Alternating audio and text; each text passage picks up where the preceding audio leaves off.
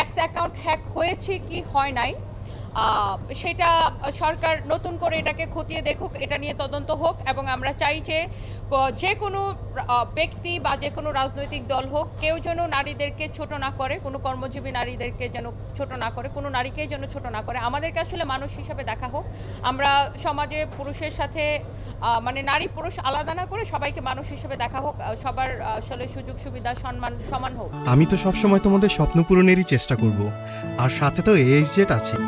এই ডিগ্রিটা তোমাদের জন্যই, তোমরা না থাকলে এটা কখনোই সম্ভব হতো না। AHZ ইউকেতে পড়াশোনার সেরা পছন্দ। বিষয়টা হচ্ছে যে বাংলাদেশের সকল নারীদেরকে যে সাইবার বুলিংটা করা হয়, আমি আগেও বলেছি আমরা এটার একটা ওয়ান স্টপ সলিউশন চাই।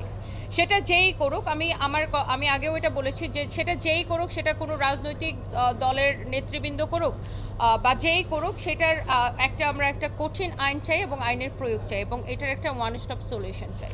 না, আমি তো এইমাত্র বললাম সেটা যে কোনো রাজনৈতিক দলের হইতে পারে, যে কোনো মানুষ হইতে পারে, যে কোনো ব্যক্তি মানুষ হইতে পারে, আলাদা মানুষ হইতে পারে। মানে সোশ্যাল মিডিয়াতে যে সাইবার বুলিংটা করা হয় সেটা যে কোনো যেই হোক না, একটা আইন যখন হবে আর আইনের প্রয়োগ যখন হবে, সেটা সবার জন্য হবে, আপনার জন্য, আমার জন্য, সকলের জন্য সমান।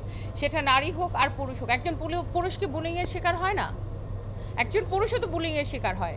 আমাদের যারা সোশ্যাল মিডিয়াতে যারা কাজ করে, সেই পুরুষরা কি বুলিংয়ের শিকার হচ্ছে না? তারা কোথায় যাবে? তারা কি আইনের দ্বারস্থ হবে না?